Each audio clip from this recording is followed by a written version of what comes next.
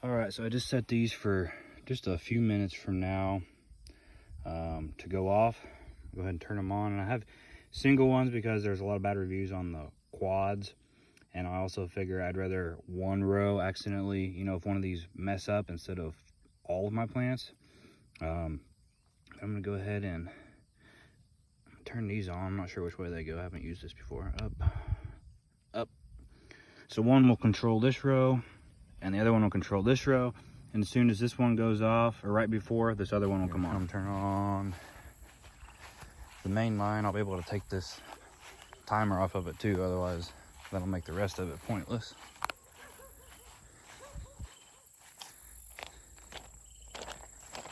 I better take it off real quick. All right, so I just turned it on, took off the timer. So I'll be able to leave that on. And really I can set up as many of these as I want, depending on the pressure that each one takes. I'd probably rather, you know, only run 2 sprinklers at a time. We'll soon have 4, 2 for each row. And wait a couple minutes, and as soon as it's that time, I'll start videoing, and one of these, whichever one I set first, should come on.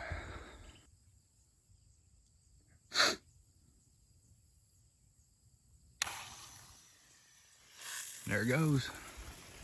Cool. So it works. Getting a nice spray from the first one, and then a minute before that one shuts off, the second one will come on. And then the more I add, it'll keep doing the same thing.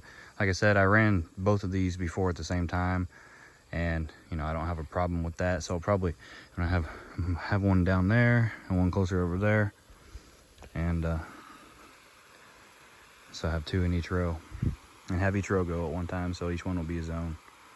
It's hard to get it on video, but when you're trying to cover a lot of area, especially under it, I'm sure how good you can see that, but it lets out just a nice fine mist that covers a large area. That's what took me forever to find sprinklers that cover a large area, which I have to get that by moving. But you see the really fine particles. I wouldn't consider it all a mist, but all pretty small. I'm waiting now for this other one to come on. It'll come on a minute before the other one stops. It's interesting how the sprinklers got to be laid out to get your 100% coverage, because it'll water more, you know, kind of in the middle, not so much under it, and you got a lot bigger drops out further. That's the reason those drops can go further, because they're larger. So like with this one right here, it's covering, you know, like that really well, and that one covers right and kind of like that. About to hit me out here. So that's why I want to have 2, because they'll kind of, well, not kind of, I should have easily 100% coverage. And there comes the other one. I wasn't quick enough to start videoing. I'll pause again for a second, and well, for about 45 seconds, and we should be able to see this one go off in a minute. Okay, waiting for that far one to shut off now. Should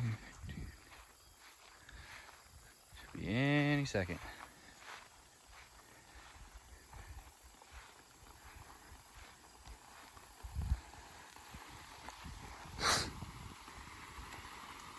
There it went off. Cool.